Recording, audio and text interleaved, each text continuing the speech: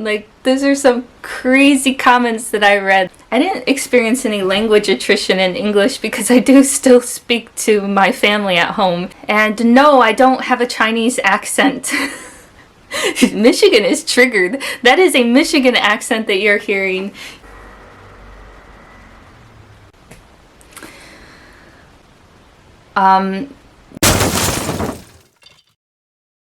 So why do I live with Chinese people?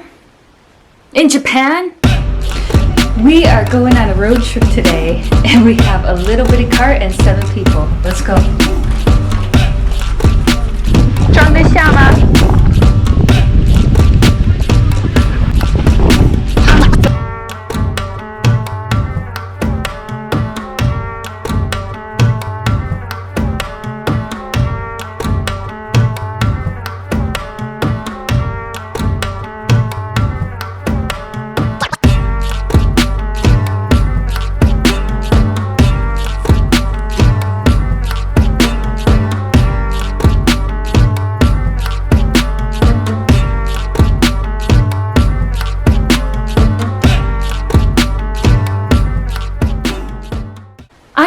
I was born and raised in Detroit, Michigan, and moved over to Asia for the first time in 2012 after graduating, and I've been here ever since. Literally from the very beginning, I was living with Chinese roommates, like from the time I got here. And I did that on purpose. I just really wanted to be immersed in the language and culture, and none of my roommates ever spoke English. So even though I was an English teacher during my day job, when I came home, like after work, outside of that English school, it was all local language all the time. We take trips together, we eat together, all of the roommates will hang out together, and we do a lot of stuff together, and you've seen that in many videos, and we like it very much.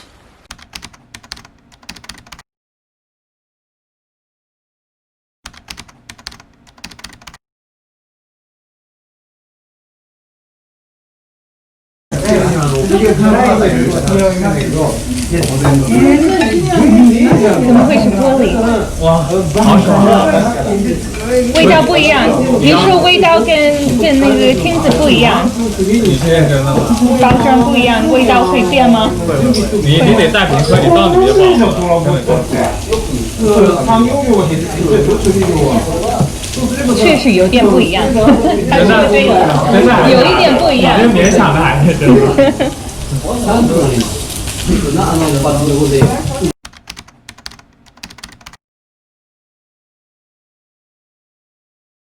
I was just walking down the street one day back in 2015, the very first time I ever came to Japan for a vacation, and I asked a girl to take my picture, and she did.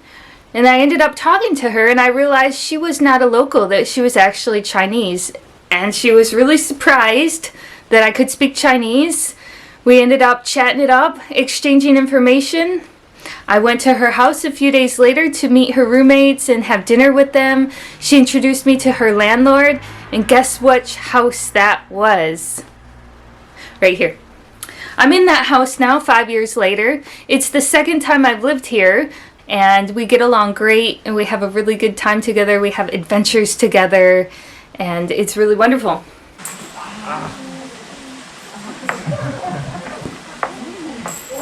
아 나네 나라나 핫바詰まってんだね誰がキーンって鳴らしてまた海の上有点大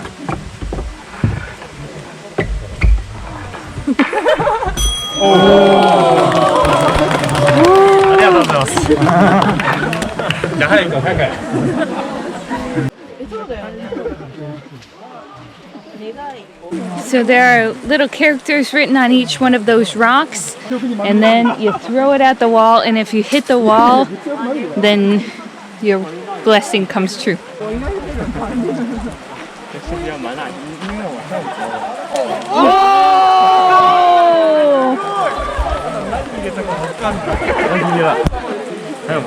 The best thing about living with my Chinese roommates here is just always having that feeling of belonging. You know, when you move to another country, if you have an apartment by yourself, you can feel really lonely. Even though it's nice to have your own privacy and your own bathroom and your own kitchen and you don't have to share anymore like I have to share. But at the same time, I think that'd be terribly lonely. Like, I don't have family here. If you move to another country, don't cut yourself off too much like that. It might be a better idea to live with some other people rather than to live by yourself. このや旦那様は変わらずみが大好きでお国はどこかとお聞きあるこら私の国はなこら出雲の国の大福神日本中の渡り物こら変わらずみの先生だはあこのや旦那様のお屋敷おば見てやれば蔵の数は48こらいろは蔵とはこのことか一の蔵は銭蔵こら次の蔵は金蔵次のお蔵は宝蔵こら次の蔵から俵蔵俵蔵には米を積むこら7万5千の御俵おば75人の人足で大黒柱を取り巻いてこら聖堂から千億窓から万億前です。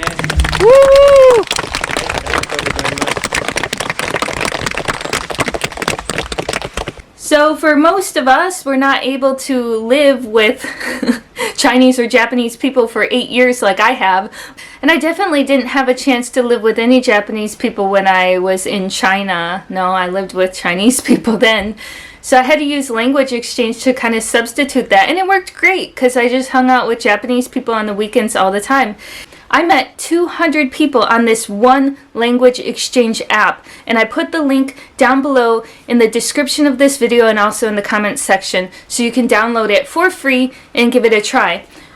But you have to be very aggressive about it. How did I meet 200 people? Well, because I sent out message after message after message. They didn't just come to me. Actually, I put a lot of effort into it. I searched for people in my area, in my city, and I sent out about 40 messages a day. Maybe 20-30% of people would respond, and then from that number, I could get a few people to actually meet with me.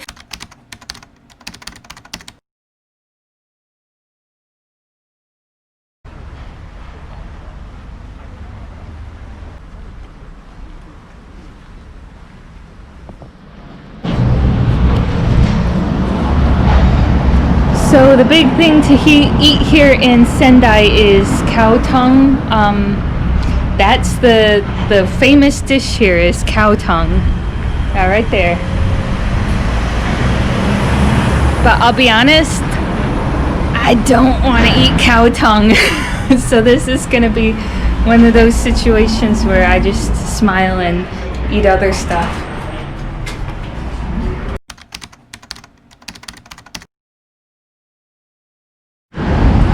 I guess I'm really gonna be that person who comes and eats at a KFC. Well, I'm not on vacation. I really do live here, so I eat lots of Japanese food. But when there's only one thing on the menu, like there's literally only one thing on the restaurant menu, and that's cow tongue. You could literally get nothing else but cow tongue. Yeah, I don't want to eat it. And I'm gonna be honest about that. I did try it once a long time ago and I don't like it. I tried it, I think in Japan. I think somebody tricked me into trying it, and lo and behold, even with them not telling me what it was, I still didn't care for it. So yeah, I mean, don't knock it until you try it, but I did try it. I don't care for those things. So I guess the best thing you can do in those situations is just try to be polite.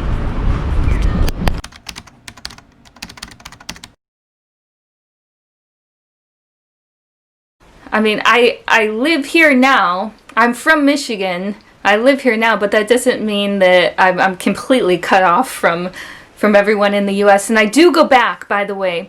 I do go back to the United States about once every year, and it's a pretty long time. I'll go back for a month or two. Unfortunately, this year it's just not going to happen because of the situation, but I do like to spend about 10 months abroad and about 2 months back home. And I gotta see my family, you know? One day, somehow, I can get back to China. It's still closed off to foreign students. So I've been... Oh my gosh, you know, I was supposed to only be here for like 5 months. It's now been a year that I've been in Japan. I've been delayed by that much, delayed by 7 months and counting. So I don't know how much longer I'll be here in Japan, but it's been so long now that I had to change my visa. I had to get a job here, at least a part-time job, or I was going to get kicked out. So don't feel bad though if you like my Japan videos and you're concerned that I'm going to go back to China one day. Remember, I got the best of both worlds going on here. I can do a China video in Japan. I can do a Japan video in China. And while I have a ton of Chinese friends here in Japan, I have a ton of Japanese friends in China. So when I go back to China, I'm going to be doing a lot of videos about the Japanese community over there. So stay tuned, because this is a hybrid channel and I'm going to balance it with both. So that's my story. That's how I ended up living with 6 Chinese roommates here in Japan for the time being. And stay tuned, because there will be more after this. Alright, see you next time.